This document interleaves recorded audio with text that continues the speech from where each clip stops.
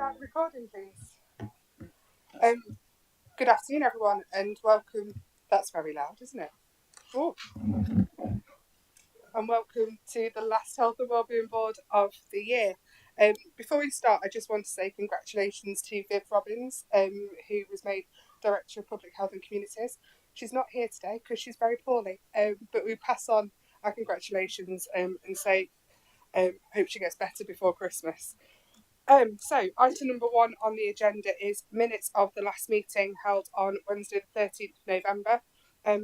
Before I go on to that, I'd just like to say thank you, James. I don't know if you've all noticed, but we've streamlined the minutes a little bit. So instead of having 20 pages, we've tried to condense it a little bit to make it a little bit easy reading. Pardon? There's still a bit. So, can the board agree the minutes of an accurate record of the meeting on the 13th of November? Is everybody in approval? Yep. Yeah. Fab. Right, item 2, apologies for absence. I'll hand over to James. We could be here a while. Thank you, Chair. So we've received apologies from Natalie Baker-Napier, Lee Erdell, Councillor Caroline Ellis, Councillor Penny Gowland, Councillor Angie Jackson, Leanne Munger, Colin Pettigrew, Vivian Robbins, Councillor Lynn Schuller, Helen Smith, Councillor Henry Wheeler, Melanie Williams. We've just had a note as well that Victoria McGregor-Riley is running late, but she aims to get here as soon as possible. And Councillor Sinead Anderson as well. And we also have substitute members in attendance. So we have Grace Roth of Vivian Robbins, Councillor Errol Henry for Councillor Penny Gowland, and we should also be expecting Katie Ball soon. So thank you, Chair, for Melanie Williams. Thank you, Chair. Thank you. Right then, item number 3, declaration of interest. Does any councillor or officer have any interest in any matter on the agenda that they need to disclose? No? Oh, go on. Can I once again say that my daughter works for the NHS? I know it's not pecuniary interest, but it is an interest. No, thank you very much. Right then, let's move on to item number 4. So first on the agenda today, we have the Joint Health and Wellbeing Strategy Quarter 1 and Quarter 2 delivery report with a spotlight on Ambition 4 of the strategy, keeping our communities safe and healthy. Catherine McVicker will introduce the item and then we'll hand over to Catherine and Rebecca to present the Ambition 4 deep dive. Can I have a seconder on page 12? The recommendation on page 12. Thank you, Tilly. Right then, I'll hand over to you, Catherine. Thank you, Chair. So yes, we've come today to introduce a new reporting approach to the delivery of the Joint Health and Wellbeing Strategy 2022 to 26, along with the first round of reporting using this approach, which covers Quarter 1 and Quarter 2 of the 2024 to 25 financial year, and a deep dive presentation on Ambition 4 of the strategy, keep our communities safe and healthy. An annual delivery plan for the Joint Health and Wellbeing Strategy for the 2024 to 25 financial year was developed to enable proportionate monitoring of progress towards the 4 ambitions and 9 priorities within the strategy. The aim being that this will support with providing assurance to Health and Wellbeing Board partners that high priority activities are progressing and will support escalation of risks or issues to enable mitigation. The delivery plan does not include all activities contributing towards the strategy, but includes a focused set of activities and associated outputs across the 9 strategy priorities that are of joint strategic importance. Public Health Ambition Leads coordinated the identification of these in consultation with relevant partners and partnership groups, recognising that the strategy is jointly owned across partners. The board will receive a quarterly collation of highlight reports across the strategy ambitions to provide an update on key achievements and draw attention to any key risks or issues.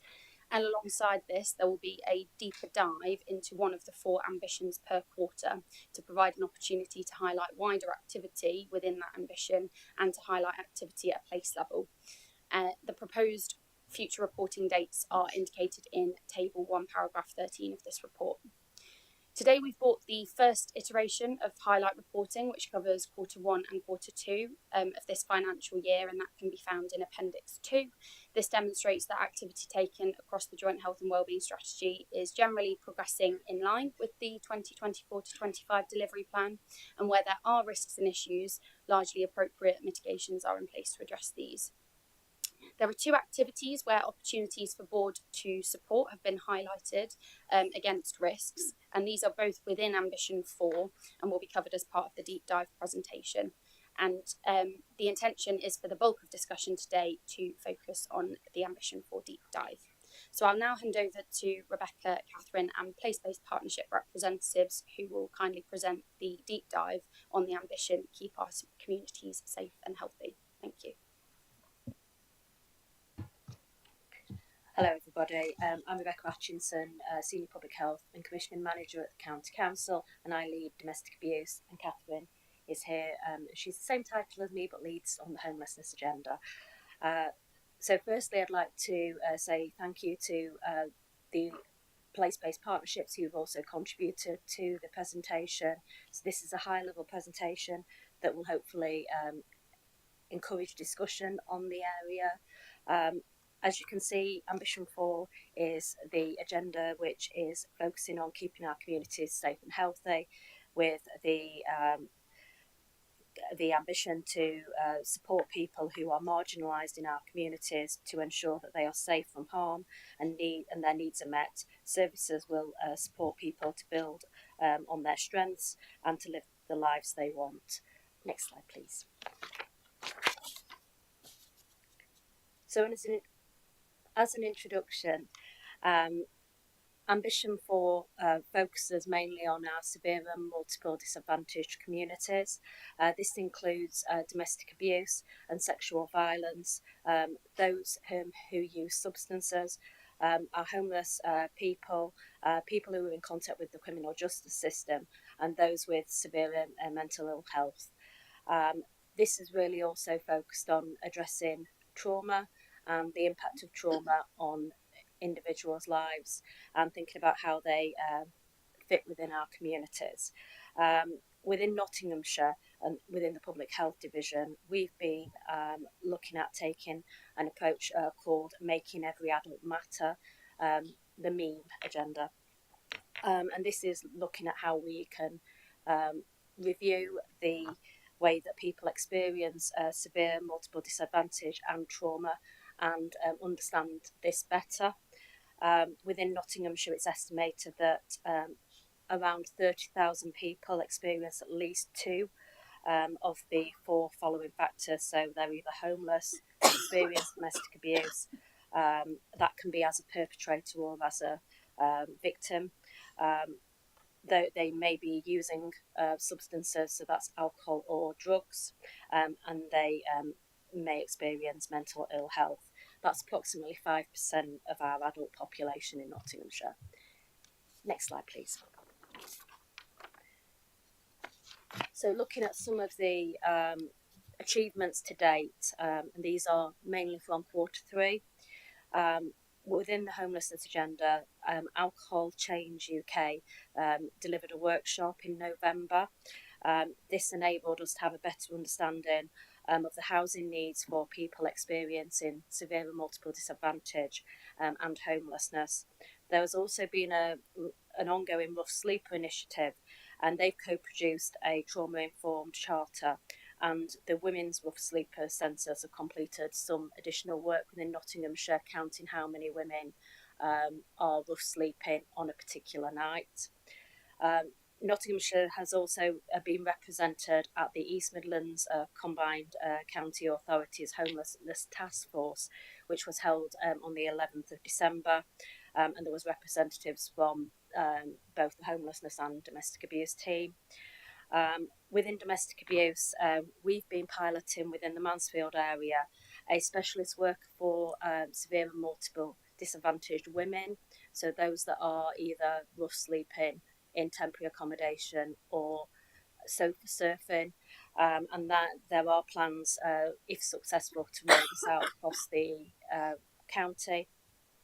And we also have contributed in public health to the family support and safeguarding work, which is where those families where there are multiple challenges around domestic abuse, substance use and mental health, there's a new approach to review the safeguarding requirements of the families, and that's being aligned with the Children's Social Care Team. This was originally piloted in Newark and Sherwood and now is being rolled out across the whole county.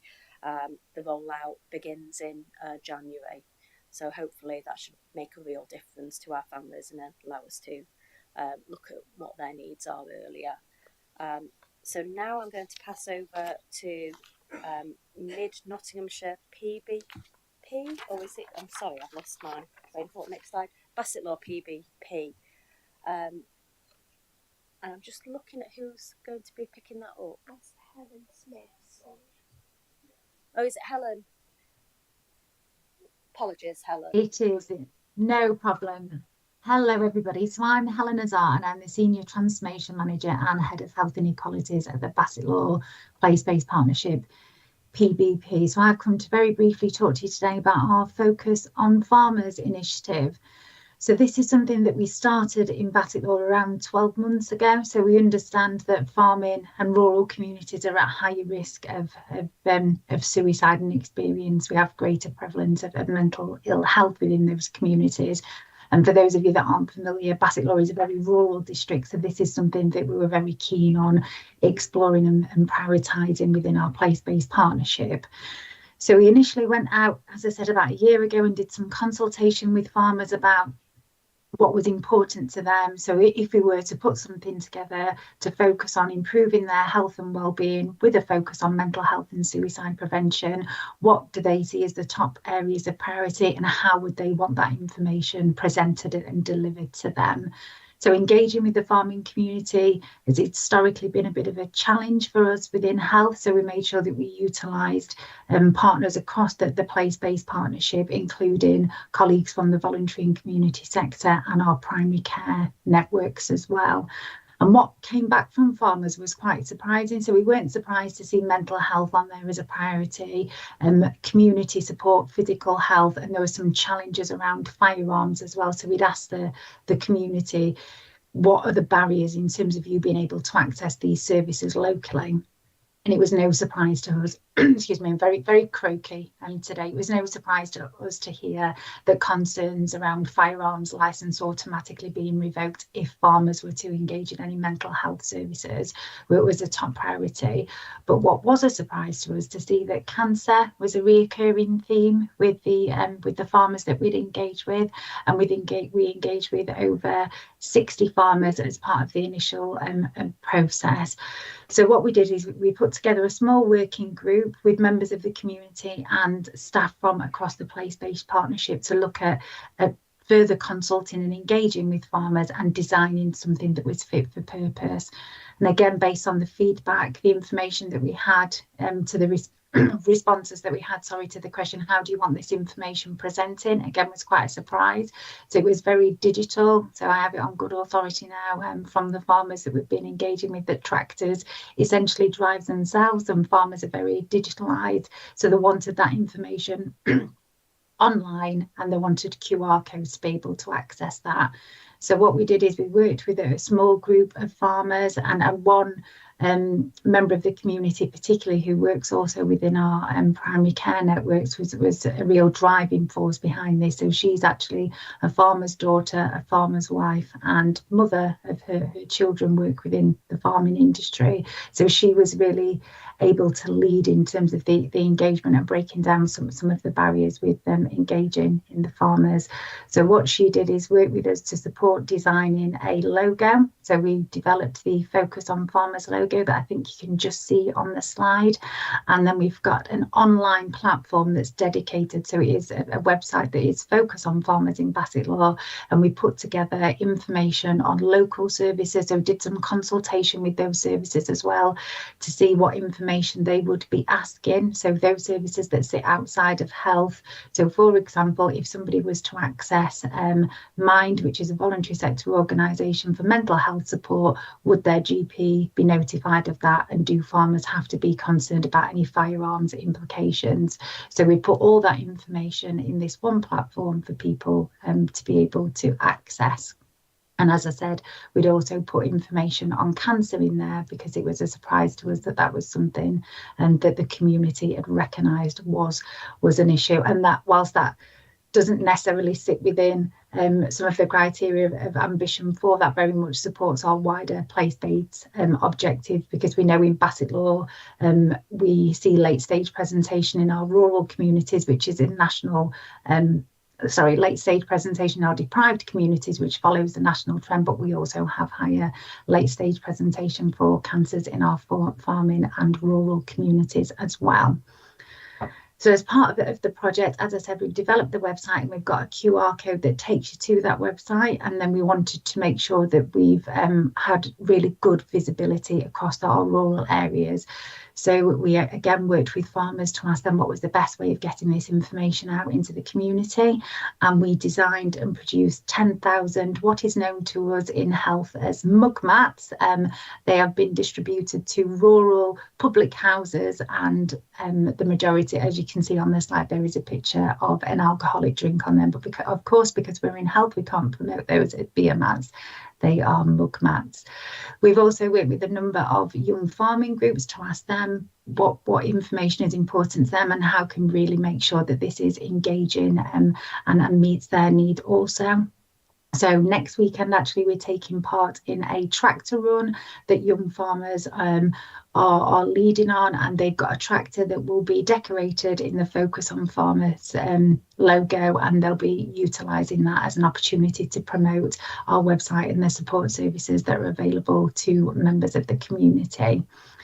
We've also just secured some funding for some pens. So again, very much continuing to engage with farmers and what's the best way of having promotional material that raises awareness. And farmers are telling us that pens is something that they utilise all the time. So having our information on pens is useful. We've got some window stickers that we're asking farmers to put in the tractors. And we've also been dealing with local farming what's the word I'm looking for? But people that sell tractors, apologies, is the word I'm looking for. And they've agreed that we'll have these stickers in each of the tractors that are sold within Basset Law and the surrounding area. And the idea of that is, so when a farmer's in a field, early hours of the morning and they're on their own, they're able to have the sticker in their tractor with the information on how to access the website and support services. And I think that's everything from me. Happy to very briefly take any questions. Thank you. Any questions, or should we move on to the next bit? Should we move on? Oh, Sarah.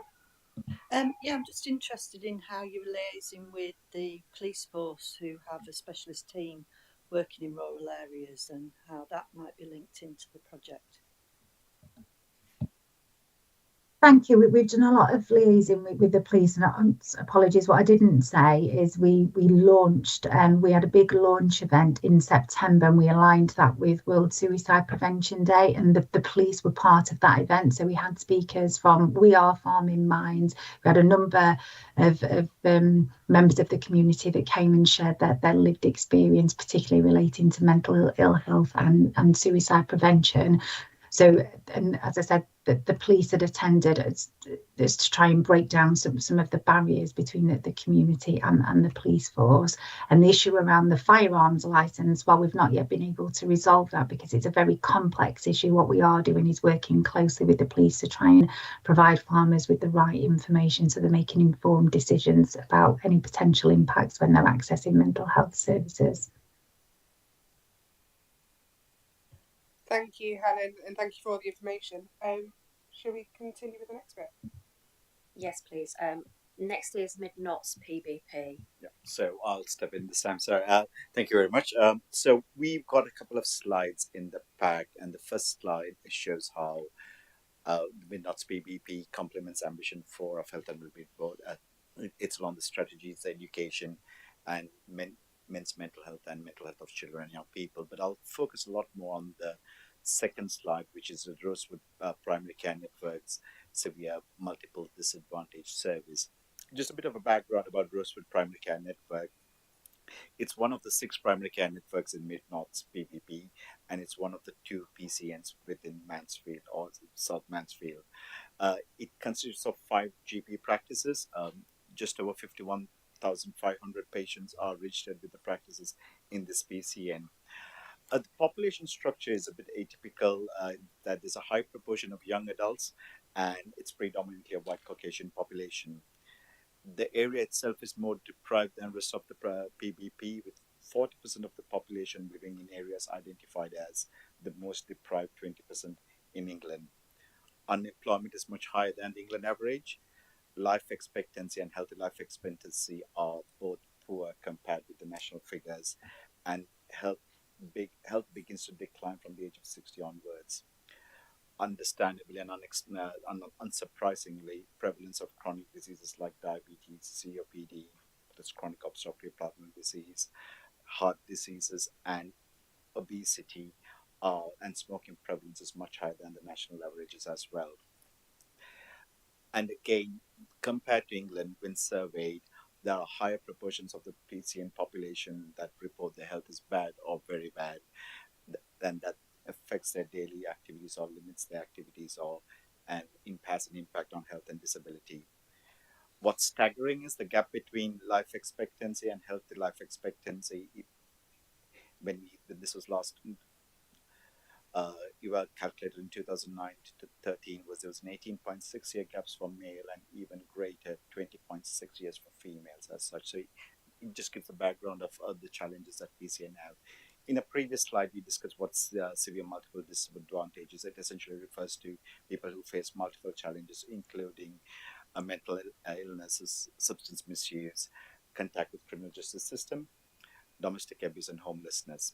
So a very brief overview on what the service itself is, and it is delivered as a primary care network within that PCN. The PCN itself employs a care coordinator who is responsible for running the SMD service. And how patients are identified is by a number of ways. So essentially, it could be directly from the GP or another healthcare organization or professional, could be from the outreach teams, then who see patients who are sleeping rough, could be from CGL, because as we said, there's an overlap between Ambition 3, so it could be from CGL services, could be from the Rough Sleepers Action Group, which the care coordinator is part of that group, could be from complex case panel reviews, and the care coordinator does attend the Mansfield panel as well. Weekly visits to Beacon Center, which is a charity which provides sleep, meal and hot shower and clothing run by the church and with volunteers twice a week. Then there's liaison with accident and emergency services within Sherwood Forest Hospital, so that's another way of referral. And there are other services, YMCA, again, Mansfield District Council. Currently, there's just under 350 patients in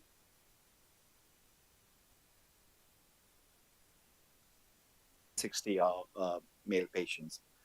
So how does the service work is that once a patient is identified and registered, the clinician does takes information based on patient's history, mental history, and social issues that are identified. The clinician will then work with the clinical care coordinator on the specific areas that have been identified. Coordinator itself then signposts the patient to the appropriate services and maintains regular contact to ensure that the needs are being addressed and that the patient is engaging. There's a lot of collaboration with multiple services. Most importantly, the care coordinator monitors DNAs or did not attend him, because bear in mind, this is a very vulnerable cohort. So it is important for that care coordinator to be involved and addressing patients who fail to engage for whatever reason. Transport is made available through CVA, and that's not only to get appointments, but the care coordinator will also sometimes support with the service. And the care coordinator works very closely with the clinician, so keeping regular update on what's happening. The service mainly aims to make sure that the necessary health and care checks and the patients are provided with shelter, food, and support, and to ensure that patients are given the best opportunity to live in the surroundings which they are in. Making sure the correct services are put in place, and also even things like providing a mobile phone, obtaining food vouchers, refer to Beacon, Salvation Army, a church, and other services which can support the individuals so they receive hot meals and are being supported by community services. Ensure support by GP appointments, so it's important bringing patients into it, and also working with GPs and ensuring that the necessary health checks and the correct medications are supported for patients as well. Ensure warm and clean clothes, which we take for granted, but it's the care coordinator's role and how they provide, along with appropriate housing agencies and support. And above all, the key bit is about maintaining that trust, because again, it's a vulnerable group and it's maintaining that trust. So having that individual so as a key point of contact within the community so they can access these services. The success stories include things like the COVID vaccinations, food vouchers through the Mansfield District Council, and that slide goes a bit more into detail regarding an event which was done early this year in January, the Winter Warmer event. So I won't probably go through that because it's there for everyone to go through. The service, the future plans and the targets for the service itself is to work closely with all the practices again within the primary care network to organize appointments for annual health check. There is a link with the other SMD services within the ICB footprint and learning from each other. I continue to support the social prescribing link workers who are able to identify new services and that may support this cohort. Continue to support patients beyond that are making good progress and encourage use of other services to maintain health and social care, for example, referral to health and wellbeing coaches as well. So, and identifying patients that have not been engaging and have not seen a clinician links as well. Another step is building a connection with Reconnect, which is a new service which has recently been set up to empower newly released prisoners.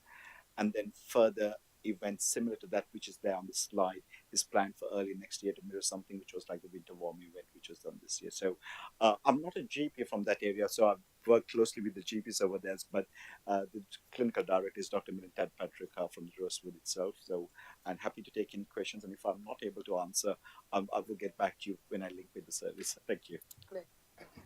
Thank you. Any questions or comments for Tillen? No? Fabulous. Thank you for that. Are we moving on next? Yeah. Thank you. We'll move on now to South Nottinghamshire. Jill, is it you? Yes, That's you. me.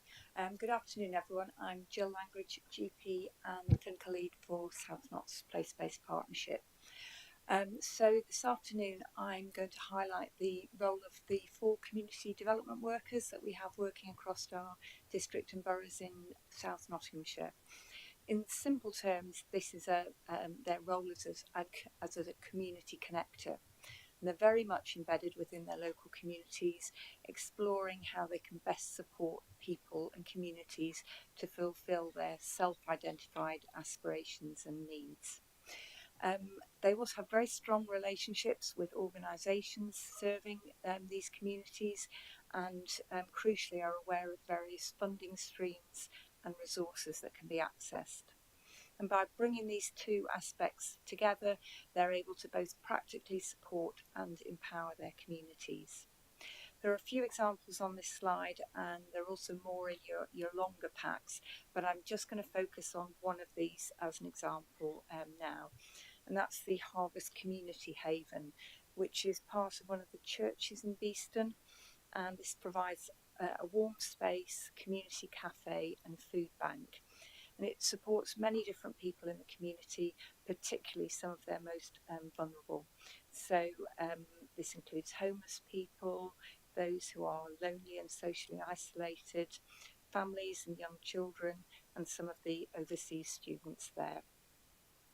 The service users and volunteers identified a need to provide some physical activities within these sessions, and so they worked closely with the community development worker who linked them up with Active Knots and Rushcliffe CBS to secure some funding for equipment and to co-design some suitable activities.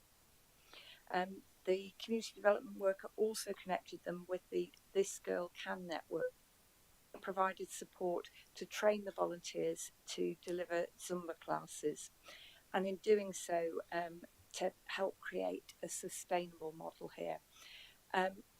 On the slide there is actually a link to a short video which we won't show now, but if you haven't had a look at it, it's well worth seeing. It's only about 7 or 8 minutes long, and it gives you a real flavour to what they've done here, and also some great example of Zumba if you're interested. So I will hand back now. Thank you. But if there are any questions, and it'd be helpful is it helpful if we share the video via email afterwards as well for people? So we'll share that. Any questions or comments for Jill? No? No, thank you.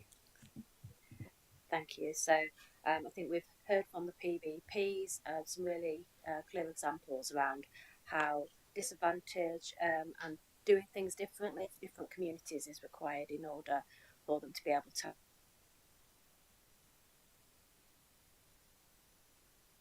Catherine, who will go through some of the outcomes.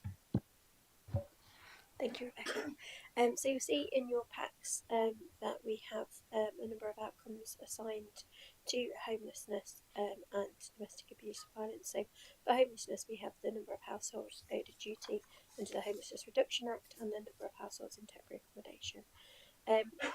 As a county, we do better than the England average. There's no trends calculated for that. For domestic abuse, we have domestic abuse related incidents and crimes, violent crime, violence offences per 100,000 per 1,000 population, and violent crime sexual offences per 1,000 population. This isn't numerically compared to England average, and there's no trend calculated. We haven't highlighted those here because actually what we wanted to put forward, those are the outcomes that we look at, and it's important that the board is able to see a good overview with regards to the public health outcomes framework. However, what we wanted to focus on today was what we're calling the real picture. I guess we know that with the public health outcomes framework there's a time lag in this data, and I think this is particularly important with regard to some of the increases that we've seen recently. So we know these indicators give limited insight into the whole picture. We wanted to raise today that we know that services and organisations are dealing with increasing numbers of people within both homelessness and domestic abuse, and that there is increasing complexity within that. We thought that board might like to be aware as well, within the outcomes mentioned, increased numbers can actually be positive as well. So we wanted to highlight that for any increase that with regards to the domestic abuse indicators, that this may be because of positive measures, that more women are and survivors may be willing to come forward and to report crime, and that within homelessness, more people within temporary accommodation and owed a duty may mean that we see more people hidden homeless or rough sleeping. We also wanted to highlight that we know that there are wider system pressures around criminal justice system and housing, which have been nationally reported, which will have an impact here on the work we do in the outcomes locally.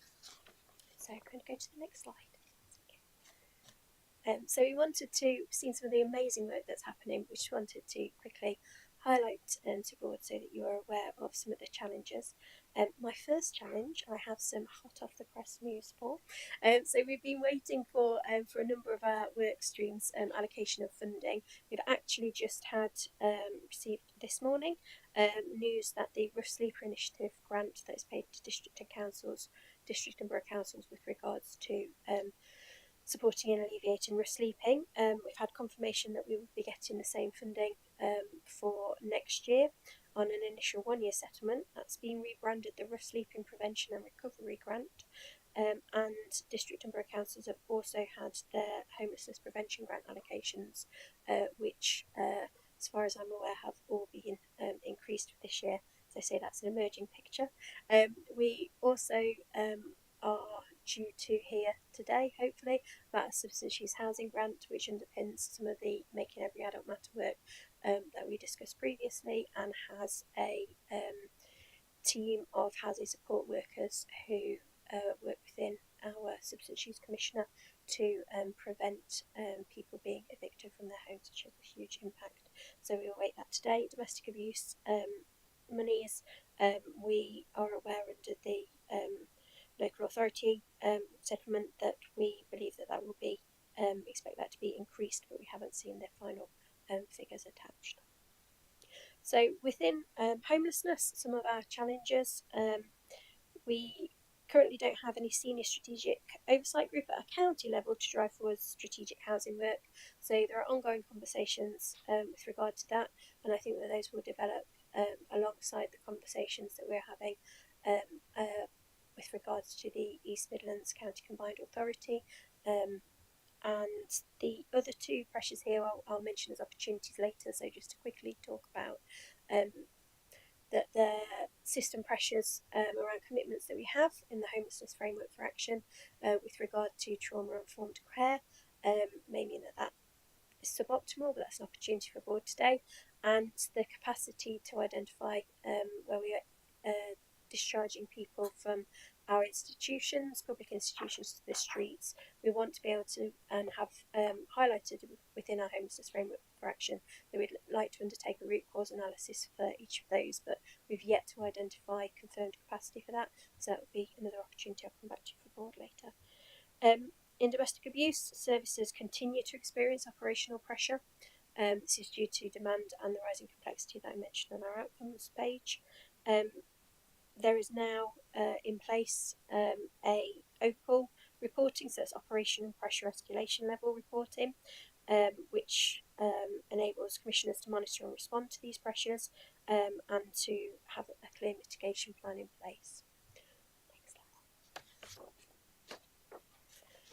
So we wanted to go back to those opportunities for the board. So today I just wanted to highlight that within the pack we've got the reporting for Ambition 4, and we've highlighted that there are two opportunities here.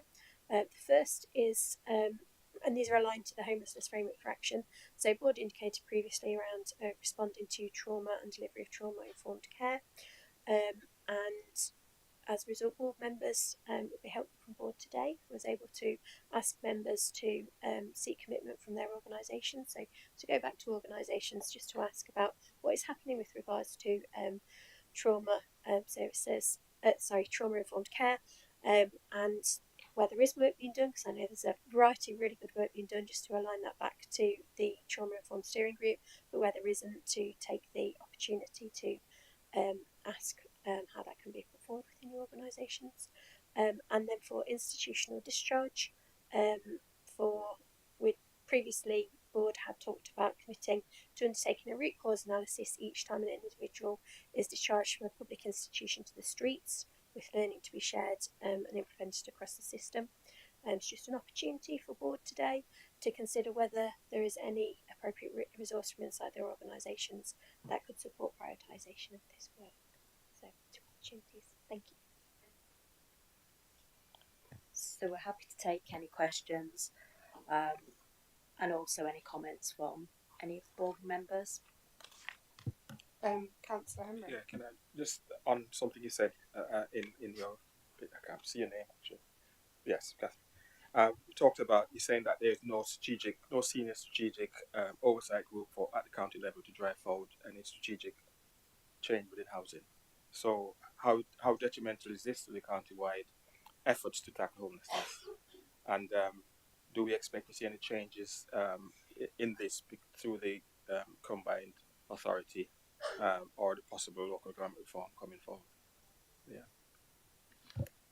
So we've there is operational level work that happens within the Russ Leaper initiative to look at how work can be brought and aligned together. However, we have identified that there is, between partners, that there is an opportunity to provide across partners a better senior strategic operational response. I think it's challenging for me to say how detrimental that is. I think that would depend on different partners' response to that, but it's clear that housing, and it's more widely acknowledged now, I think that housing is a system pressure, and that there is increasing opportunity for us to look together at that. So that is being considered. I think within the MCA, so we had the Mayor's Homelessness Task Force on the 11th of December, and representatives from across the districts and boroughs and from within Nottinghamshire County Council were in attendance. The proposal is that development group will go on to bring some proposals back about how it can complement and add value to what organisations are doing at a local and a county level, and that will be for members from those organisations to put forward and decide how we take that. Thank you. Councillor Wilmot. Thank you very much. First of all, can I congratulate all those that's working in the NHS and in surgeries all the way around in Nottinghamshire. I've never seen people working so hard as I've gone round talking to people, and it's not their fault. The position is that this so much is a problem to everybody. But I wish everybody a Merry Christmas and a Happy New Year, because you're going to need it in the forthcoming few months, and also at the council. As I walk around and talk to people and everything, everybody's at full blast. They're working very, very hard, and it's just that there isn't enough people, there isn't enough money, there isn't enough, a lot of things that needs sorting out. And what I'm about to say is not no detriment to any person working in the NHS or in the councils. Can I say, particularly looking at Appendix 1, it does make, for me, concerning reading. Nottingham and Nottinghamshire seems to be the sick bed of the East Midlands, and this gives me great cause for alarm. In a number of key indicators, these include preparing for adulthood, healthy weight problems, mental health, and particularly substance misuse, we lag behind in the national average. I just wondered why that was. Is there any way forward on this to make sure that these areas are attended to urgently? Appendix 3 goes into the council's ambition to keep our communities safe and healthy. But are we clearly meeting this ambition? And is it our residents who are suffering? That's a thing we must be thinking about in the next few weeks.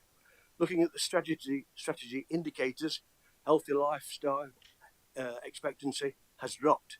In females, it is below the national English latest figures. And in the male population, although nearer to the English latest figures, it is still dropping, unfortunately. I just wondered what the cause of that was. Is it because it's so difficult to see a doctor or dentist, or is it that we're not detecting illness early enough? We go on to, I need to bring this up because I am getting slandered all over the place at the present time. It's my fault.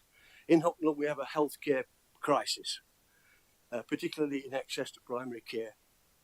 We've been let down by successive governments. On the 11th of October, councillors in Hucknall and I wrote to the Secretary of State for Health, Wes Streetling, MP, to highlight the issues. Can we bring it back onto ambition 4, which is the communities? And as I say, it's particularly to ask if any progress has been made on that issue. Now, looking at ambition 1, obesity in early pregnancy and smoking in early pregnancy, this is much higher than England's average. I just wondered why that was so. According to this report, the amount of overweight people in Nottinghamshire has risen alarmingly over the past few years. It is far higher than the national average. This is something that comes up every year and is getting worse, not better. Year after year, we hear you say that there is a plan to deal with this. I'd love to know what it is. What will we be doing differently to combat that problem? People are dying early here, and we need urgent action. Also, the percentage of adult carers living in social isolation is dramatically higher in Nottinghamshire than the rest of the country. Well, I just wondered what we're doing about that also. Now we move on to ambition 4, the treatment of drug and alcohol dependency. We are behind in the national averages by a substantial amount. What's gone wrong? Can someone tell me? Thank you. There's a lot to unpick there. Grace, do you want to come in? Okay, thank you. So Councillor Wilmot, there's quite a lot there to unpick. So if it's okay, I shall just respond to the points as I remember them, and then you can always come back to me if I've missed things. Well, I think it's an answer from everybody, really. Different departments isn't it? Yeah. So, I mean, if I can take what you've mentioned about obesity, I mean, obesity is an issue, is, as we know, really complex, and there's various factors that contribute to healthy weight. Lots of environmental factors, as my colleague Carol will know, who works on an obesogenic environment agenda, and there'll also be things that we can do in terms of helping people to shift the dial in terms of healthy weight. So we commission a weight management service within Nottinghamshire, and we do a lot of work around trying to make sure the quality of that is really, really good, and that people know it's there, that they can access it, and we do a lot of work to increase equity of access to that. So we do work around obesity, but obviously it is quite a complex issue, and so that's why we are working both on obesity pathways and on the obesogenic environment. But we acknowledge, of course, there's still more work to be done, and we're committed to doing that work. In regards of the reductions in healthy life expectancy, we are doing work particularly around women's health and women's healthy life expectancy. So that is an area of focus for us. It's going to be an area of focus within the Director of Public Health annual report around women's health, because we know that that is an issue for us. And we know that unfortunately that is going in the wrong direction. And we're also doing a women's health JSNA particularly. So that should hopefully bring to light some of the drivers around that. If I can ask for some direction on what some other parts of the question, because there's quite a lot there, to be honest, to come back on. And I don't know if we want to redirect some of the focus on the Ambition 4. I think we've got a really busy agenda today, so let's get back onto Ambition 4, and then we'll get some of the answers for you after the meeting, Councillor Wilmot, if that's okay. We can do that, yeah. Right then, so next on my list, Professor King. Can I just come in, Chair? Sorry. The biggest issue of the whole lot is partnership working. And I'm just concerned that district councils have a lot of community partnerships, and certainly on the community partnerships I go into, we don't have an NHS person there. We have asked if it's possible to come and talk to us about the issues, because believe it or not, a lot of the policing and the council work is part of work done by the NHS. I'm just wondering, we need to get more of a partnership approach to all these conditions that's taking place at the moment. I totally agree with you. So what we'll do is we'll speak to NHS staff, maybe Victoria, after the meeting, and see if there's something that we can do. Thank you very much. Jill, did you want to just come back? Yeah, just very briefly, and I will connect with you after the meeting, Councillor Wilmot. As part of South Nottinghamshire, we've got a bit of a focus on Hucknall, doing some integrated neighbourhood working. We are in the middle of a series of some very well-attended events where we're bringing NHS people together, and district and borough councils, community and voluntary sectors, providing blood tests, blood pressure checks, signposting to lots of different services. We've still got another 2 that are booked in for weekends in January, so we'll make sure you're invited to come along if you're not aware of them. And I think you'll see some really great partnership working there, being really well attended and very much valued by some of the Hucknall residents. Thanks. Thank you ever so much, Grace. Yeah, thank you. And I just wanted to kind of comment on what was delivered today, and thank colleagues for that, because actually I think it's really good to see the progression against that Ambition 4 of the health and wellbeing strategy, and see some really demonstrable actions around what's being done under that ambition, and particularly that around place-based partnership level as well. So I just want to say thank you for highlighting that today. It was really good to see. Totally agree. Professor King. Yeah, thank you, Chair. And just actually picking up on the theme of partnership working, and particularly on Ambition 4, which is obviously a lot of issues where people severe and multiple disadvantage and really interconnected things. And across all the presentations, I thought, come from the voluntary community and social enterprise sector, and you could hear that happening over and over again. Really welcome on that. I was particularly interested around the institutional discharge part, and just wanted to ask a couple of questions. One, just really about the framing, but also the regularity of this, because I saw that it was rated as red, as I understand it as well, so it's an area to work on. I wondered, why is it framed as though when an individual is discharged from a public institution? Because actually, do we want to be thinking of the system as a whole, and not just a public institution discharge? Because it still feels that's very much focus on it on a particular aspect, and maybe it could be broadened, but also sort of like every time somebody's discharged. And would it be better to go more in depth on fewer cases, but really get the insights and really understand? It's not necessarily when somebody's discharged from a public institution, but think about it in a more systemic way. Maybe this is, and I'm also intrigued about the learning across the system. So, what support could be given to members of the voluntary community social enterprise sector to participate in that, to do something? So, my suggestion, just reading through this, but I clearly don't know enough about the background, but is it better to go more in depth on fewer cases, taking a more holistic view, but learning lessons from multiple cases rather than per case? And would that actually give a better depth to an understanding of what's going on here? But really spend time mapping it across, because what I could hear was lots of people who have multiple severe disadvantages often go in and out of multiple different services as well. But the other part is the information sharing across the system. Our aspects of the system don't always communicate to each other. So is there more opportunities for work across the police for that? Fantastic. Thank you very much for the question. So the reason it's framed in the way that it is around public institution, discharge from public institution to the street, is that that's when we wrote the homelessness framework for action, that was identified as a policy indicator within the previous government's policy. And when we say public institutions, we mean those institutions that have some degree of burden under the Homelessness Reduction Act. They have a duty to refer to local housing authorities to indicate whether you're aware that somebody is within 56 days of becoming homeless. That's why we kind of focus there. And I think it does, there are, from the data that we have, we believe that this is low numbers. So hopefully it is doing what you suggested that we do, which is focus on small numbers, but just get a really key baseline to understand. As you quite rightly identified as well, we struggle, and some of this was why we took our Making Every Adult Matter approach.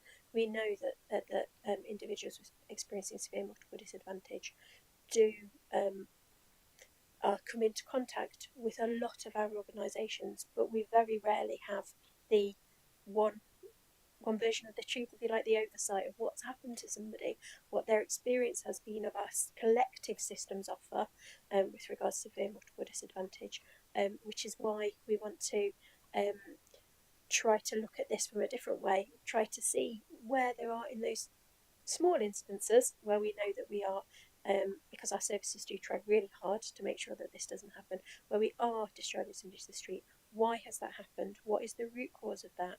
And therefore it will have some learning for us, but also some figures that we can keep an eye on for the future to ensure that we take them in there and see what happens over time.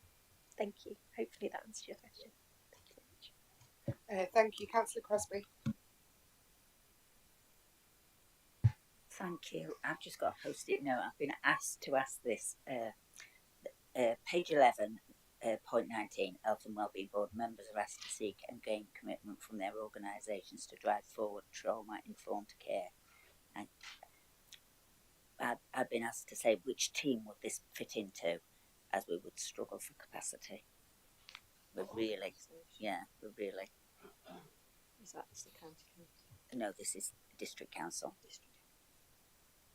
We're really struggling for capacity at the minute. I think that's understand the operational pressures that organisations are under, which is why I kind of frame this as an opportunity. I think for a lot of organisations, there may well be little pockets of work happening, but it's how that's understood for the organisations as well. As we've talked about, I think the funding streams that go to district and borough councils that I just mentioned previously, do provide a really good opportunity to consider how some of that funding can be used to support organisations to become trauma informed. What we're really pleased about is that under the auspice of the Violence Reduction Partnership, we do have a strategy around trauma informed, and there's discussion about locally how we can put some more resource to that, so that it can create some resources for which we can all use. For the district and borough councils, we have co-produced a Rusty for Trauma Informed Charter that can be used as a baseline, and there is support through the Domestic Abuse Housing Alliance, DAHA for short. Right.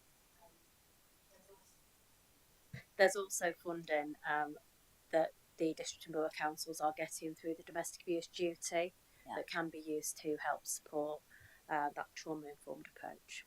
Thank you. Thanks for the answer. Thank you. Are there any more questions or comments? Sarah? Thank you. Mine is going back to the challenge that you put there, which one of the key challenges was the lack of strategic leadership in some of this. And I'm just thinking, as a partnership for us, what are we doing about that? Because if we're not getting that level of senior strategic approach, things like what's important doesn't get filtered down into operationals and other things. You know, obviously we've got representatives from districts, we've got county council here, we've got, you know, people from place-based partnerships. So for my mind, it's what's the barrier? Why is that not happening? I'm from Health Watch, so you know, I wouldn't necessarily be on that board, that group, but I'm sort of saying, well, you know, what we found in the city, I have the pleasure of being in both city and county health and wellbeing boards, and I've been very familiar with the severe multiple disadvantage work done in the city, and how what a beacon actually that is of good practice. And I think the reason that's worked so well is because it has had that high level senior leadership buy-in and driving a lot of the work, and without it then work doesn't happen, because with all the will in the world, you know, when you're looking at services that are in the voluntary sector, predominantly in this area, they are voluntary sector services, most of them, you know, they're the ones that really need that statutory support from either a funding perspective or a resource perspective or a political will perspective when we're looking at the politicians in the room. And so for me, that's, you know, what is the barrier? And we as a partnership are the people that would provide that group. So that's the bit, why are we not doing it then? That's my question to this partnership. So I'll answer the question in two parts if it's okay. So I think that the strategic barrier is around housing and the conversations around housing. But I'd like to reassure you that I think that Ambition 4 has been an opportunity to bring together conversations around all of these complex areas around SMD, which Changing Futures does very robustly within the city. So I think this is our approach, using Ambition 4, but also making every adult matter as a vehicle to start bringing together those conversations. Individually, there are partnership boards for substance use, for domestic abuse. I think the area that is a little bit more difficult is homelessness, but then that does link very strongly into that housing agenda, which we recognise as two-tier authority. That does create challenges for this area where conversations can be tricky to bring together. But there's a lot of work taking place at the moment alongside the Mayor's vision for reviewing housing and homelessness. So I think there's work in progress, but it is currently a gap, which is why we've highlighted it within the report. Have you got anything further to add, Catherine? Yeah, I would just say that there is work going on, and within organisations, I think it's just the ability for us to come together as a system around housing and recognise that housing is a systems challenge. I suppose it's to individual organisations. We're just at the moment missing a space to have those conversations.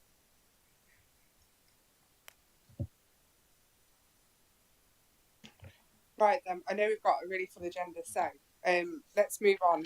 So can we have a vote on the recommendations outlined in the report? Can I have a show of hands, please? Thank you ever so much. Right, we'll move on to the next item on the agenda. I'm going to take item 5 and 6 together, if that's all right with everybody. So the first is seeking approval for the Nottingham and Nottinghamshire Joint Strategic Needs Assessment Profile Pack on adult mental health and members' support with implementation of its recommendations. And the second is related item is the board support for Nottingham and Nottinghamshire's integrated mental health pathway strategic plan 24-25 to 26-27. So we're going to take the items together so it's a joined up conversation if that works with everybody. Health and Wellbeing Board members are just asked to recognise that this isn't a scrutiny committee, it's how we can work together to actually move this forward. So before I hand over to Lucy and Amy, who will be going through this report, can I have someone second the recommendation on 52 and 92 of the agenda pack, please? Thank you so much. Right, I'll hand over to you, Ray. Thank you. Lovely, thank you. So hello everyone, I'm Lucy. I work in the Nottinghamshire County Council Public Health team. I'm here with Amy today, so we've got a bit of a focus on mental health.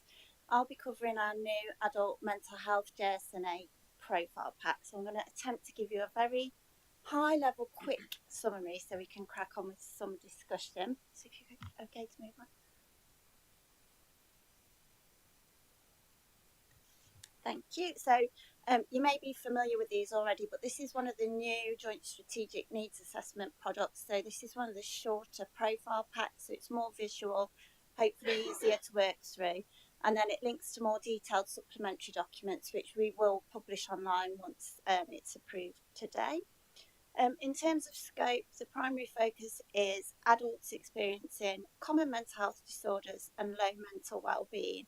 And one of the things we were also really keen to explore is what we mean by mental health prevention. So how do we help people to stay mentally well in their communities and really focus on that primary prevention aspect of mental health? There's a few stats on that slide there. In terms of why this is important, we just wanted to flag that nationally, the proportion of people experiencing mental health problems continues to grow, and that growth is happening at faster rates of increase than physical ill health as well. So it's a really important public health issue for us. And we know that mental health problems make up the largest burden of disease in England and cost us over £1 billion each year in England. So it's a really important issue. In terms of the impacts of poor mental health, they're significant. And we know that supporting mental health prevention features across our local strategic context. And that includes the work that Amy's going to talk to you about through the Integrated Mental Health Pathway Strategic Plan. And then just finally, so that rainbow diagram on this slide, as you might expect, actually, as with physical health, we wanted to acknowledge that our mental health is impacted by the building blocks of health. So those are the social, physical and economic conditions in which we're born, grow, live, work and age. And as you can see on the right-hand side, those building blocks link really, really strongly with the protective factors and the risk factors for mental health as well. So this slide is all about prevalence in Nottinghamshire and also what we know about inequalities. So in terms of Nottinghamshire in 22-23, which was the latest available data, prevalence of depression among adults was 12.7%, and you can that upward arrow means that that's been increasing since 2016-17.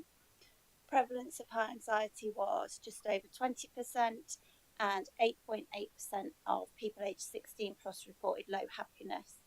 And just to note that overall, the picture in Nottinghamshire is quite similar to the England and regional prevalence that we can see for mental health indicators, apart from the prevalence of depression, which is lower than the national and regional averages. So overall, a very similar picture. What we do know, and you can see in the bottom left-hand side, is that there is variation in the prevalence of mental health problems across the county. So, for example, you can see on the slide there that the prevalence of depression was significantly higher in Ashfield and Bassetlaw. And the published profile pack will include some supplementary information at district level as well, if you're interested to find out more. And then in terms of inequalities, again, we know that the burden of mental ill health isn't shared equally. So we've got a whole section in the profile pack on inequalities. And then we've got two more detailed supplementary documents as well, one of which is specifically about women's mental health needs. As you can see from that middle box on that slide, some groups of people, so including people with low incomes, people experiencing severe multiple disadvantages we've just been hearing about, disabled people, and people from some minority ethnic groups are at higher risk of experiencing mental health problems. And you can see some of those other groups on the slide there as well. We also know that there's a two-way relationship between disadvantage and mental health. So people experiencing disadvantage are more at risk of mental health problems, and equally people with mental health problems are more likely to experience disadvantage.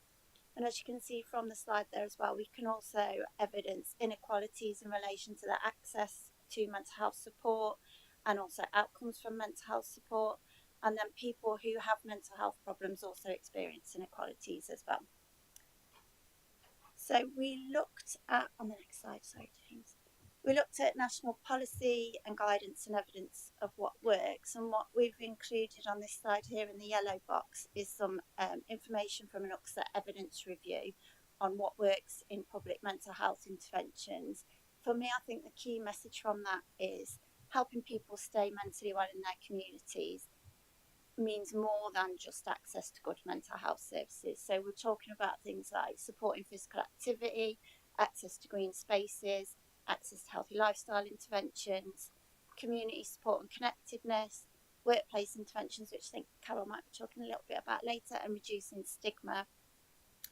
And then on the right hand side there, we've synthesised some of what we found from service user and stakeholder engagement on mental health that's happened over a number of years recently. And what we know from that, I think, really strikingly, is that mental health is a high priority for our local people across Notts.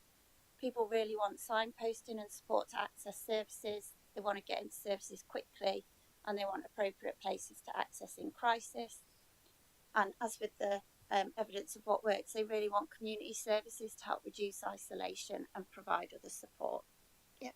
In terms of recommendations, we've grouped them into 5 themes. So there is one around reach and equity of access to support. So here we're talking about that signposting, that information advice, reducing stigma, and making sure we've got good access to services for at-risk groups. We've got a recommendation around supporting the building blocks of health, and key to that is improving the links between community and mental health services and increasing routine screening. Supporting the workforce, so that means mental health awareness training for our whole workforce.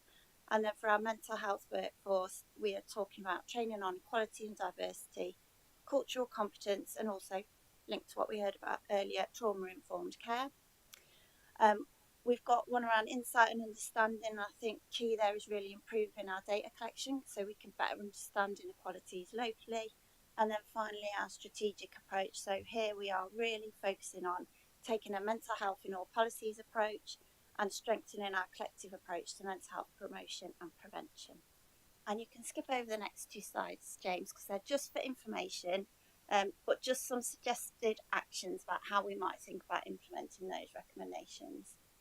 And then our last slide is just a ask of you guys as Health and Wellbeing Board members. So we would like you to approve the JSNA profile, to support implementation of the recommendations, and I guess to work with us and your own organisations to think about what the JSNA is telling us and how we can use that in the development of either our mental health prevention concordat plans or our other mental health action plans. So that's it from me. I'll hand over to Amy. Thank you.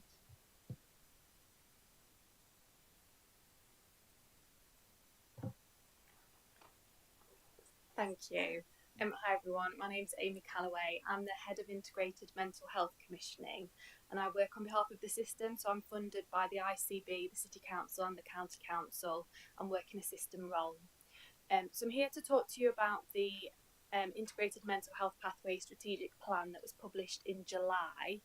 The original ask was in the NHS England planning guidance for the system to co-produce a bold and radical vision for the future of mental health inpatient care. And locally, leaders decided that they didn't just want this to focus just on mental health inpatient care. They wanted it to look at that whole pathway of support, prior to anybody needing to go to hospital, and then supporting people to leave hospital as quickly as possible. So the name reflects that, and that full system pathway work that collectively partners have committed to undertake. Just wanted a point of notification that the strategic plan isn't here to duplicate anything that already exists. It's to align a number of existing strategies and priorities across mental health, across the system.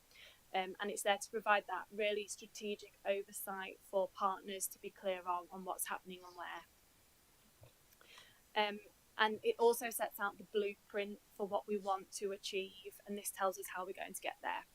So in terms of vision, you can see that there we are aiming to deliver local, inclusive, safe, personalised and therapeutic care that meets the needs of people in Nottingham and Nottinghamshire. And there's 3 key areas of focus here. So there's supporting people to live well in their local community with the building blocks of good mental health in place, so that we have people maintaining positive mental health and really resilient communities. But importantly, that people do know where to go when they need to access the right care at the right time. And that's for both members of the public and also professionals that work across the system as well, being clear on what is available across the full range of support offered across health, local authorities and the voluntary and community sector. That when people do need a hospital admission for mental health, that they receive high quality care in their local area in the least restrictive environment, but that there's a real focus on supporting people to go home as soon as they're ready, and really working closely across the system around any housing and community wraparound support that those people might need to be able to live at home or the place they call home. So that's represented through the 3 strategic pillars that you can see there that are contained within the packs of information. That first pillar really has the stronger prevention focus, and the third pillar has the more community focus. But we really recognise as part of this work that there are some key system enablers, and some of these we've heard already today actually. But it was felt really strongly that we needed as a system to recognise and value the experience and expertise of everybody in the system, particularly the voluntary and community sector throughout all of this work. That we needed to really co-produce effectively with people with lived experience as equal partners, and making sure that they represent our diverse communities. Partners really felt strongly that we needed a shared system mental health culture. And making sure we've got that skilled workforce and that learning shared across all of our different partners that provide health and care. And that we've got really effective system data. So not only to support that individual patient or person's care and making sure that information's flowing across the partners to wrap that care around the person, but also ensuring we can really effectively demand forecasts so that we can plan for services and commission services that meet need now and in the future. So I've just included here some of those key partners that have been involved in this work. So this has very much been a system piece of work, working really closely with health, social, local authorities and the voluntary and community sector and experts by experience.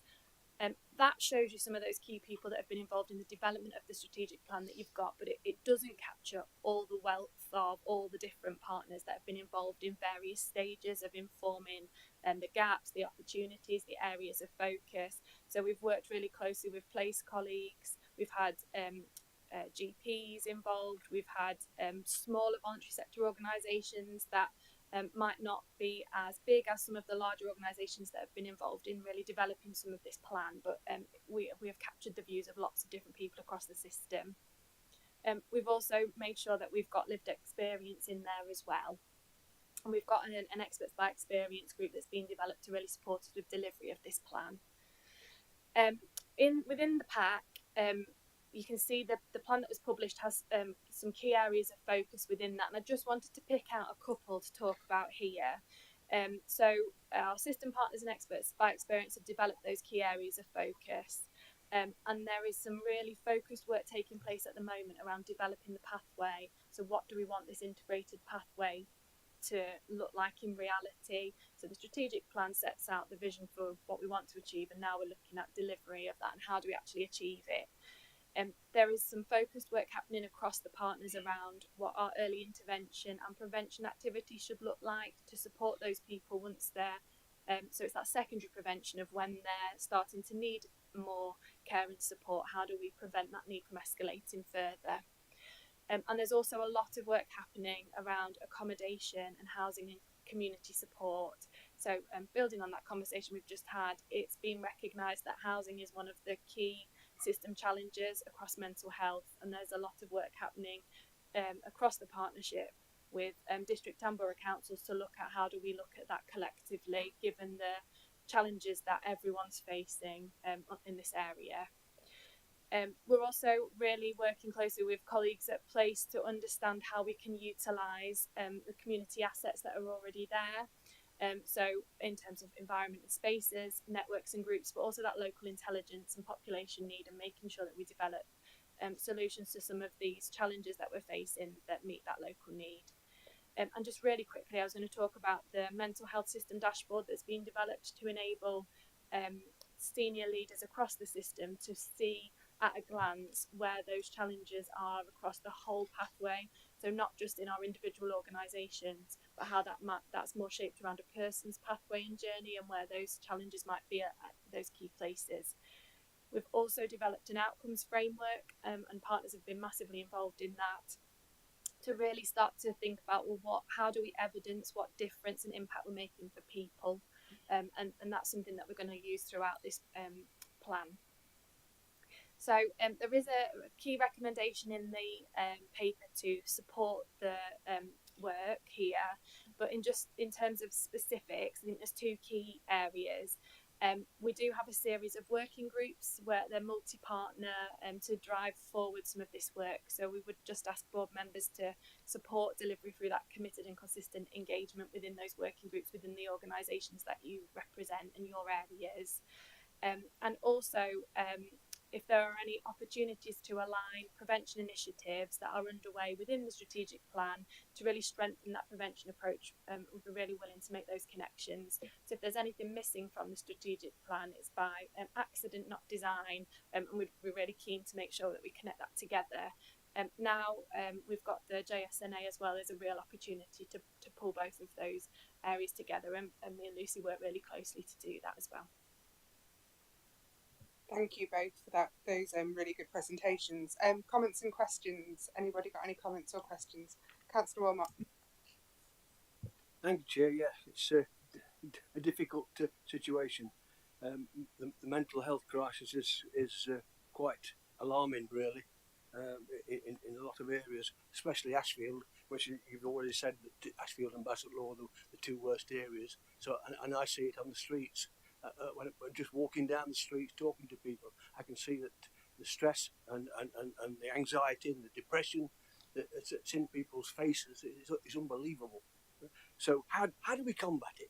Well, I've always said that early intervention is a priority for this council and for the NHS, absolute priority. How do we start? We start from the 0 to 5 year olds in the Hucknall.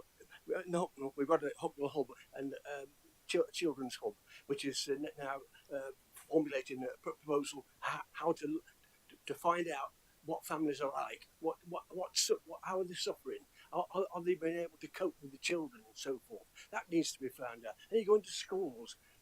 Teachers have got a lot to do. I understand that, but they still should be looking to making sure that there's no child being bullying. Because bullying is an obsession that creates mental health. It really does, and I've seen it happen. And so that's another issue that needs to be sorted out. And also in colleges, and you move on to the business premises. Businesses, the people in charge of the businesses should be watching out. They should be told what to look out for. I know they're in it for making money, but also if the person's ill through a capacity from depression or anything like that, his workload will suffer, and he won't get the work out of the person that is needed. And so businesses need to be involved in this to make sure that each of the people in charge of the businesses knows exactly what to look for. Not only looking for work progress and how much work's getting out of people. They need to know if they are ill. And so it's this building a box of health is a superb idea, but as I say, the early intervention schemes and are essential, and adequate housing. I mean, that's going to be a problem over a number of years, because I'm afraid youngsters like to think they want to look after themselves rather than be in the family for till they're 25. It just doesn't happen now, or it doesn't happen a lot. So say the mental health problems are a problem, and the NHS Foundation Trust was told that they were described as not fit for purpose. It's unfortunate, but that's the whole point.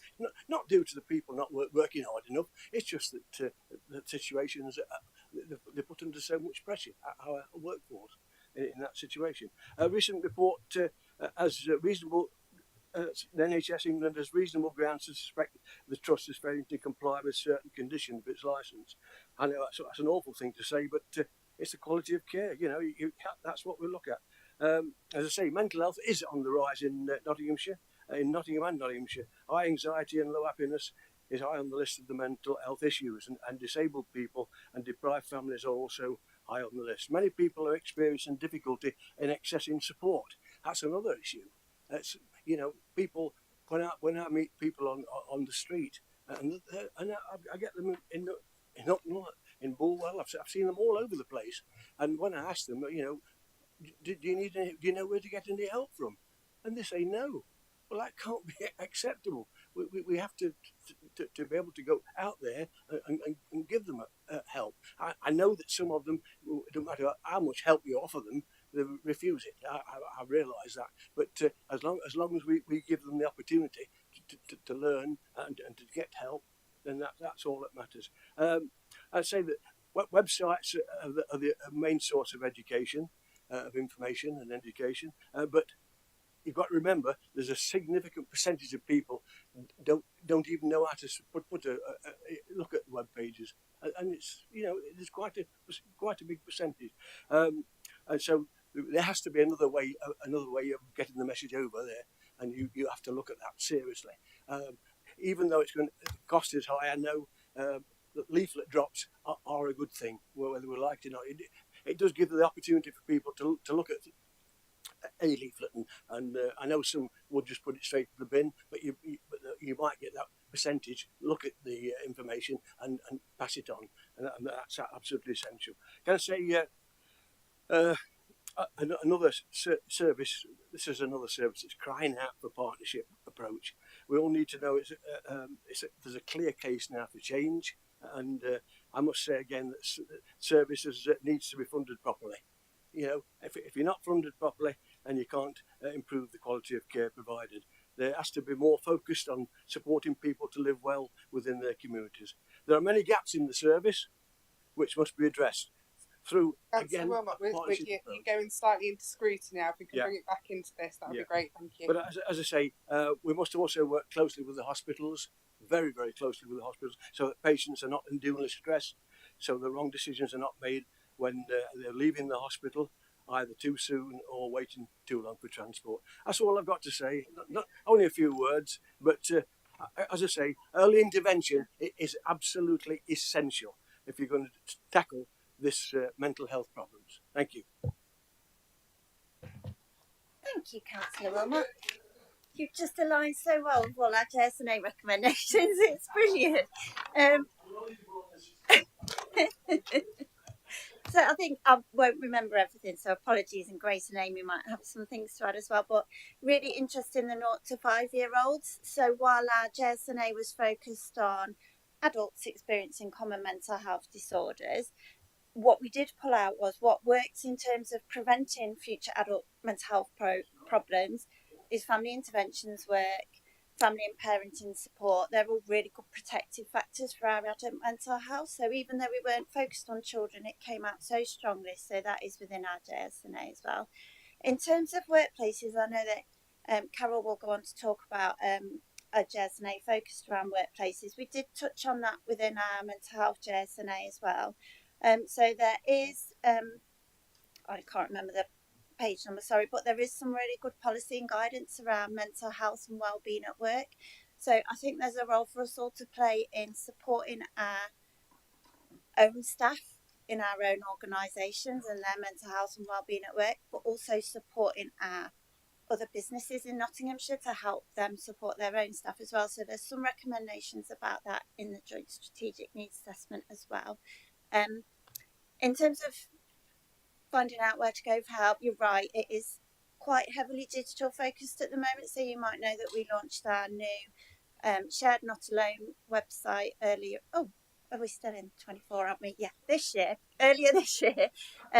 So it's very much focused around getting people the information they need to look after their own mental well-being, and when they need more help, they can know where to go. One of the things that we've pulled out through the JSNA is that online presence doesn't work for everybody. So one of the recommendations, we've got a mobilisation group that looks after Not Alone. We want to really take that forward and say, okay, well, we've got this really good resource. How do we make sure it's accessible to everybody, including those people who are digitally excluded?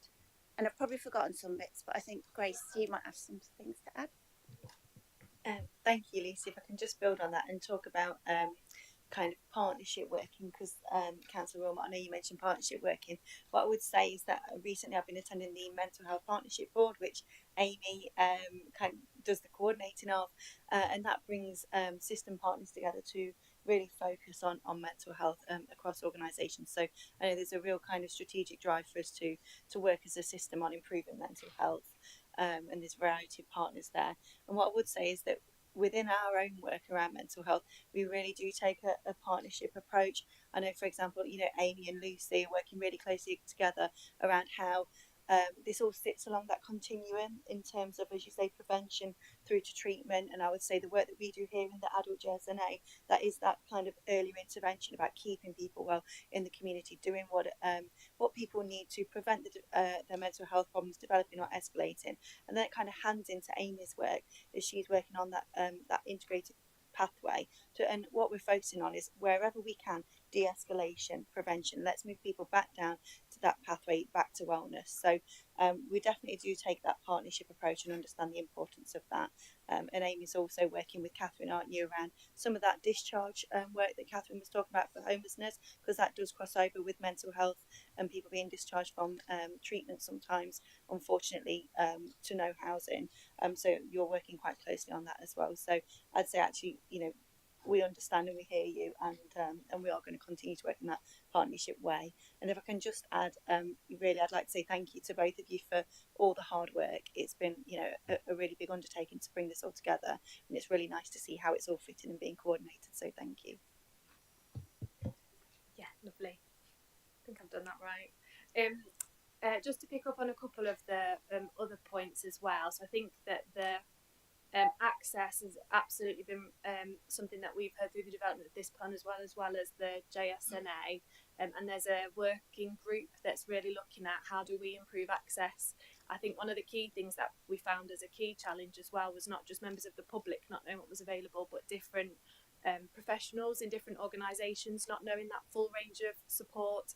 And when I mean support, I mean the broadest range. So there's the statutory support, but also the support that the voluntary and community sector offer as well. So everything that's available to people. So we're doing some work on that, working really closely with Lucy and the JSNA findings.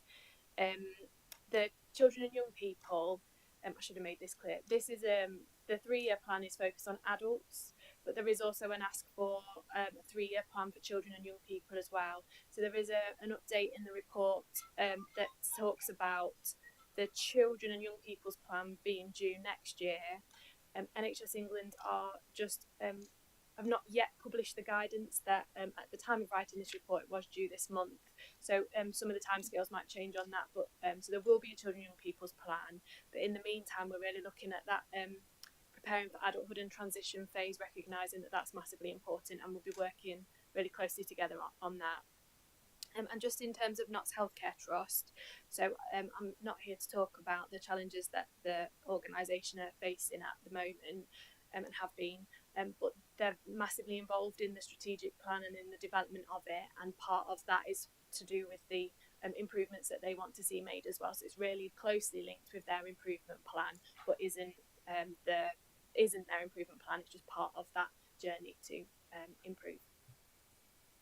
Thank you. I'm quite conscious of time, so I've got about 5 more minutes on this. So Councillor Henry. Thanks, Chair. I will be quick. I'm just going to ask a question around the mental health prevention concordant. I think that sounds a bit like a bit of a talking shop. I hope I'm wrong with that. What would you say have been the biggest achievements of our involvement? Because Notts is a signatory of that. And also about the general points I wanted to pick up on Councillor Wilmot's questions, I think, and the answers as well, is that how much can local authorities really do to combat mental health? Because much of it is much of mental health deterioration is around, it happens in private. It happens, it's very subjective reasons as well why it happens that way. So our efforts not mostly sort of restricted to providing help once the situation has risen and or reach a crisis point or near crisis point. Is that how it should be? Yeah. I've just seen Grace off to take prevention concordat and I've started speaking. But yeah, the prevention concordat is perhaps not the best word in the world. It basically means how can we take a prevention approach to mental health at a place level. So we signed up as Nottinghamshire County Council before I started working here, so quite some time ago now, and it's probably time that we revisit that and make sure it's still fit for purpose. And many of our districts and boroughs have also signed up to the Prevention Concordat as well. In more recent times, that does require places to take a really detailed look at what the data is telling them, what their communities are telling them, what existing assets they've got in place, and put in place some quite comprehensive plans for mental health promotion and prevention that they submit nationally, and then they get reviewed annually as well. So we have supported a couple of districts and boroughs over the past years to sign up to that. So I think the fact it's an action plan helps it be less of a talking shop, if that helps answer your question. It's action focused. Yeah, and just to add on to that, really, I think sometimes having something to hang your hat on in an organisation to justify why you're undertaking work, spending resource on something like that is really useful. So I think, as Lucy said, yes, it's really helpful because there's a tangible action plan, but it's also that organisation making a public commitment to say we're going to do public mental health and we're going to we're going to spend time to address this within our organisation. So I think it's kind of providing that commitment and framework for action to be taken within that organisation as well. Jill, did you want to just come in? Oh, we've got about 2 minutes, so I had Professor King first, and then is that all right? I'll make 2 quick points then. So the first one really is just, no, it's really good. And I just from a voluntary sector point of view, really pleased. You've obviously got Mind, but you also say about smaller organisations part of that. And just thinking as you develop that as well. But I didn't see much in there from what I read of diversity, equity, inclusion in terms of particularly like thinking about rotating maybe those small organisations that are going to reach into different communities who maybe have different attitudes and approaches to this. So just as a suggestion, that might be one thing. And the second thing, probably since you were developing this plan, we've had the budget. That's had quite significant implications on the voluntary sector as well, particularly around national insurance contributions and other things like that, which might make the sector even more stretched than it was before as well. So just thinking about the economics and the support that might be given around that, because NCVO are suggesting it's 1.4 billion on the sector in terms of the budget implications, which is going to be very big, will have knock-on effects on what type of support could be offered and quite detrimental effects as well. So just raising that as a thing to be aware of, and what can be done in terms of contracting, etc.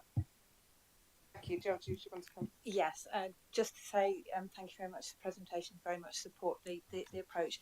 And following on actually from what you were saying, I think in order to really optimise the contribution of our community and voluntary sector, we need to be really mindful of there may be some specific training and support that they will need to provide services. So particularly thinking about giving them some confidence to host some of these people who are going to have more complex needs, the skills to recognise who and who isn't suitable for these groups, and knowledge around how they can effectively signpost people who aren't suitable for those groups, so that we can have a bit of a joined up approach.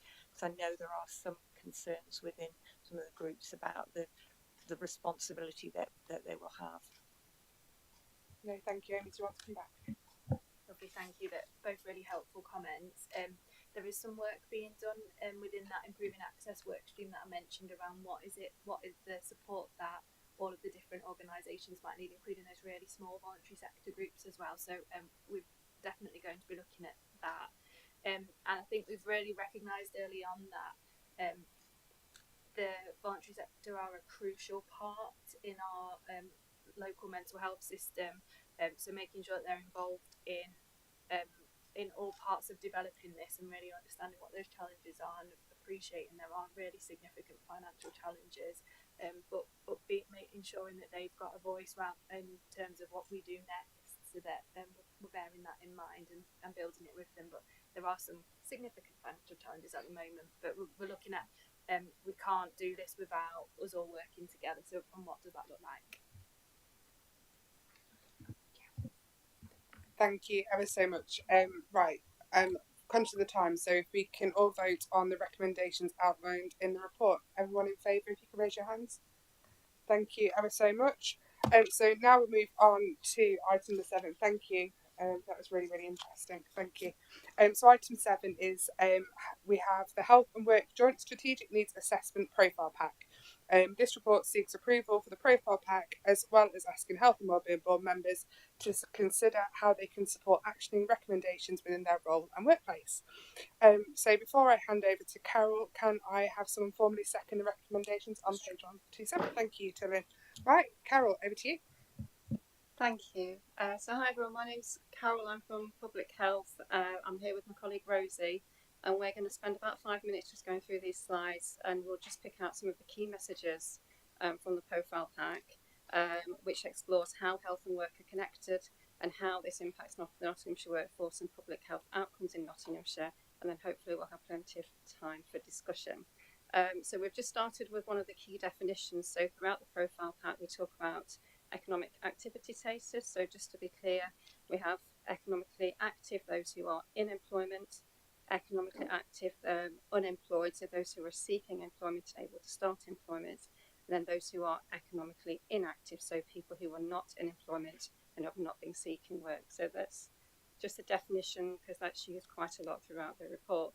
I also just wanted to mention throughout the profile pack we talk about the importance of being in good work, not just being in work, and which is defined as work that is safe and secure, with appropriate working hours and conditions, with supportive management and development opportunities, and that is appropriate to the individual. And the next slide, please. Thank you. So why is work important to our health? So we need all of the right building blocks of health in place to thrive, and being in good work is a really important building block, and it contributes to physical and mental well-being through having a routine, having a sense of identity and purpose. It increases social networks and it can reduce stress.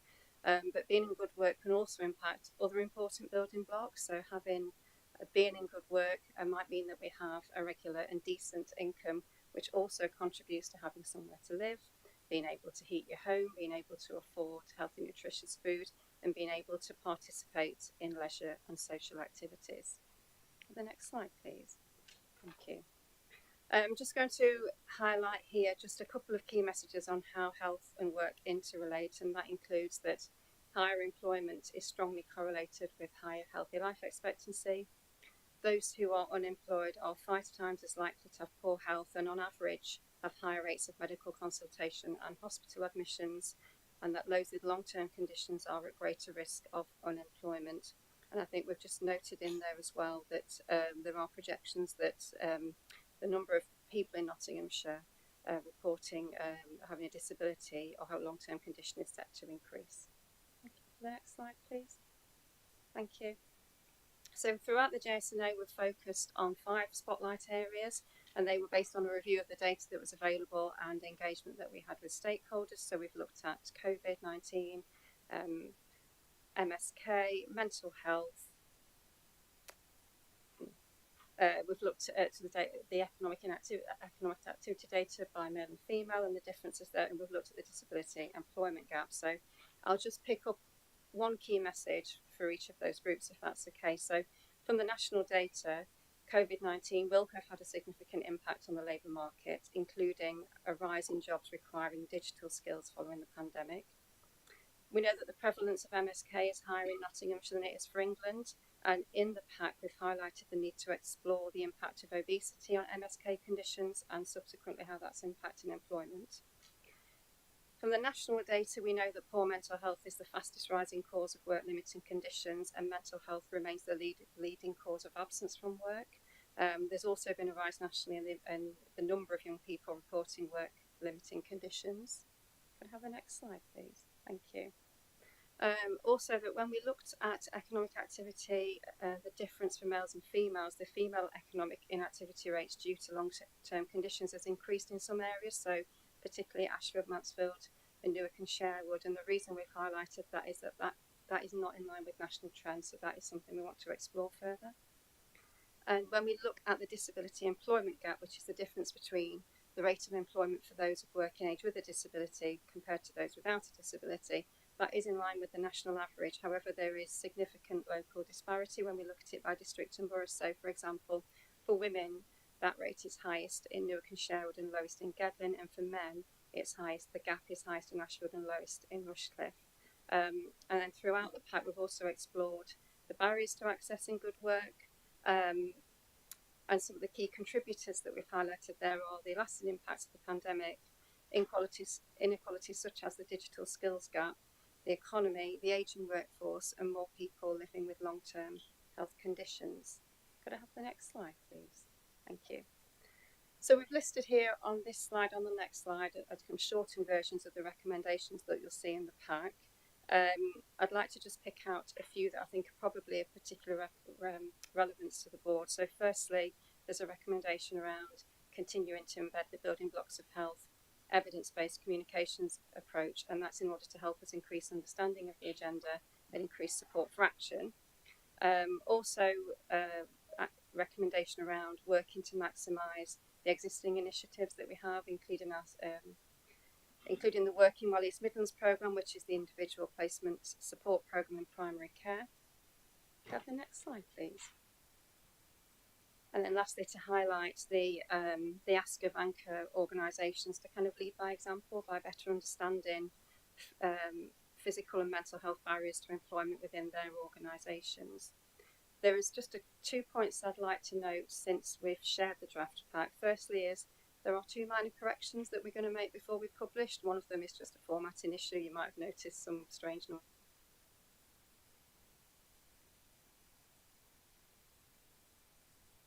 Mental health section, there's a point of data that we're going to correct, but none of it impacts the key messages or the recommendations, but we're just going to fix those corrections before we publish. And then lastly, just wanted to note that since we've developed the pack, the new Connect to Work programme, which is part of the overarching Get Britain Working strategy, has been announced, and the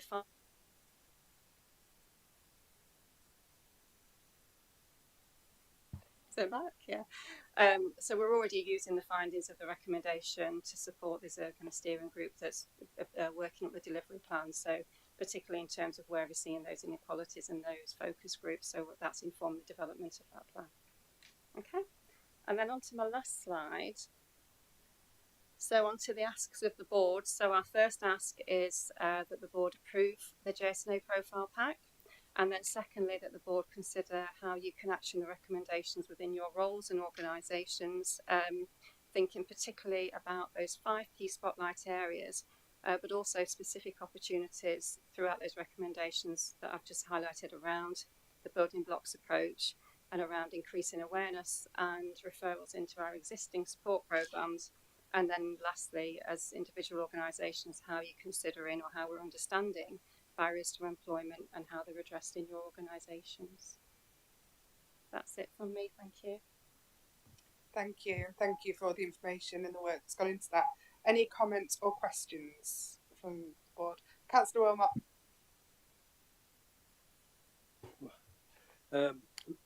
Looking at the JSNA profile pack, I've read the whole script. There are many recommendations which are mainly health issues.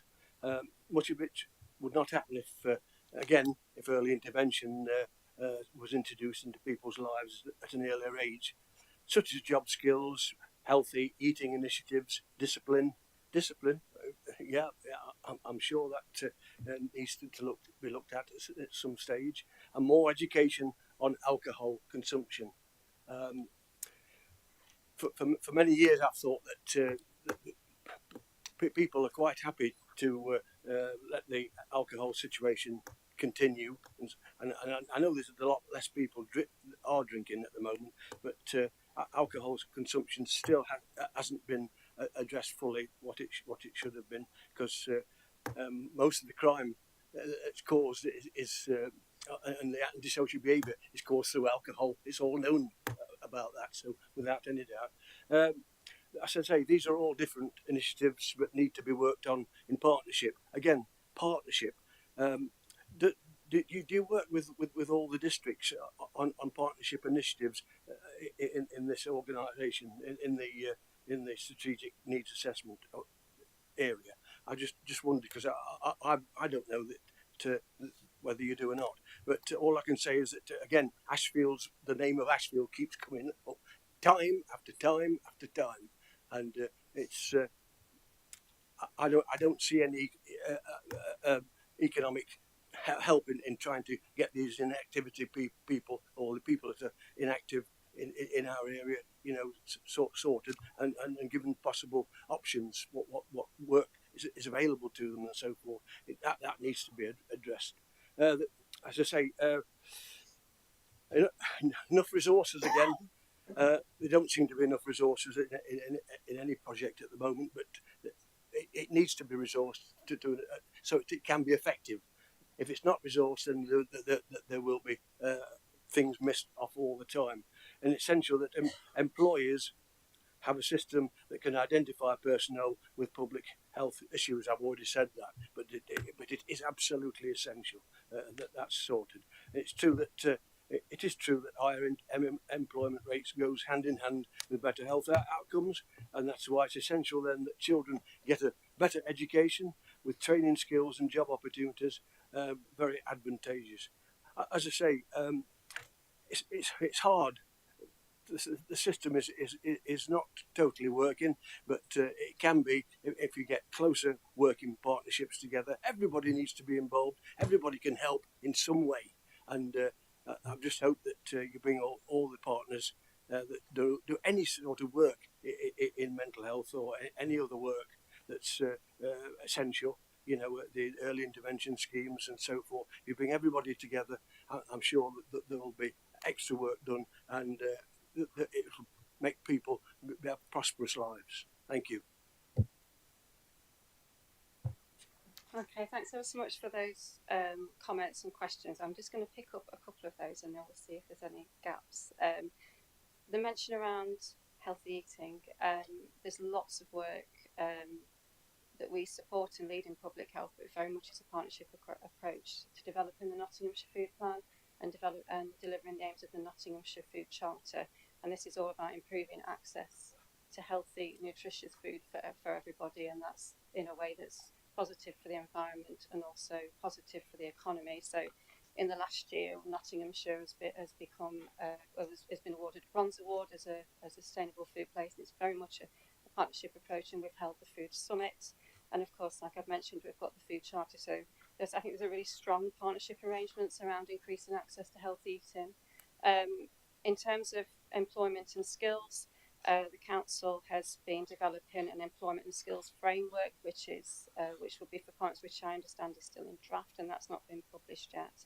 And on the work and health agenda, there's lots of work at place-based partnership level. So I see some really strong partnership work across these areas.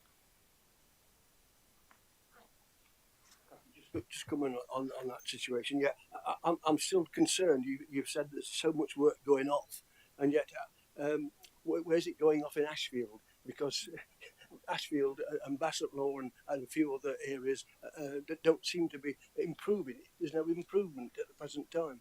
No knowledgeable improvement. I can't see it. I just wondered, where's the actual work in this project of obesity, of getting people back into work that are inactive. I just wondered. Just picking up on the food agenda, so there is we have a sustainable food network which is county-wide, but that's supported by networks in each of the districts and boroughs, and there are food coordinator roles or elements of roles that pick up food coordination, so that is very much at a district and borough level and at a county level. So there are good examples at county and at district and borough level. And there's also the health partnerships and work at the PBP level, which covers all of the districts and boroughs. I don't have any response specifically around the alcohol agenda. I don't know if that's something we need to come back on. Yeah, Grace, if you want to come in. So just to caveat that I don't lead on the alcohol agenda, so I can give you what I know. But what I do know is that we provide alcohol treatment for Nottinghamshire citizens county-wide, and that's available. In regards of the impact of alcohol on work, I think that there's varying factors that impact people's ability to go to work. So whilst I understand your point around alcohol can be a factor, I think that there's varying complex factors that contribute to somebody's ability to work, and so I think that it's important that we consider them all, really. So yeah. No, thank you for that. Professor King. Yeah, I just wanted to pick up on the point you made about good work and the importance of good work rather than just work generally, because I think that link isn't always made, and I was pleased you made that. And in my day job at Nottingham Trent University, then we've done a little bit of work around that. There is something, if you wanted, we did a report just before COVID around good working, looking at Nottingham and the surrounding areas. So happy to be able to share that. And I think also Manchester had a good work charter, and a few other places had that. There was a sort of agenda brewing just before COVID. I think it's been slightly knocked off course, but they did some work around that and anchor institutions and built it into contracts that organisations need to set up charters. And I know a number of voluntary organisations that have actually had to take a bit of a leap in the dark, but make people on permanent contracts in order to be able to get city contracts and others from key anchor institutions. So I think part of it might be to look at the levers that different members of the system have got in order to try to create the conditions for better work, and what that might mean.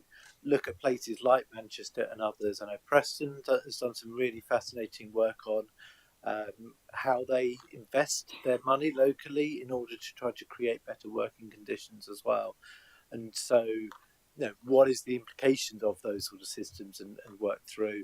And then what can anchor institutions do to support smaller employers as well? Because that can be major things. I think, we mentioned a few places across the county. Some of those places are linked with some other bad employers as well. So I think there is a question about how do we then engage in those situations where people don't always have the choice of employer or other conditions. And economic growth is obviously part of the combined authorities' objectives as well. So I wonder whether there's a link back in there to say, right, is it economic growth or is it good economic growth? And what is the social implications of the type of economic growth we're producing? If it's just growth for its own sake versus something that produces better health and well-being outcomes for the citizens of the country, of the county, I think that conversation needs to be had there, and really thinking where are the lever points you could have into those agendas and what are the ways we could measure it rather than just pure GDP, because GDP could be a range of things. It could be alcohol being sold, and that may not be the right thing as an example. Thank you for that. If you send us the report, we'll be able to share it with the board. That'd be great. Carol, did you want to come? Yeah, just to say that we'd really appreciate any learning from other areas in terms of anchor institutions. So there's 2 recommendations in the report around anchor institutions, and that's around understanding the influence and opportunities within those organisations, but also how we can then support organisations outside of that. There's also a recommendation around the combined authority and opportunities around the combined authority. So yeah, it's really supportive of the recommendations. So thank you. Grace, did you want to come back?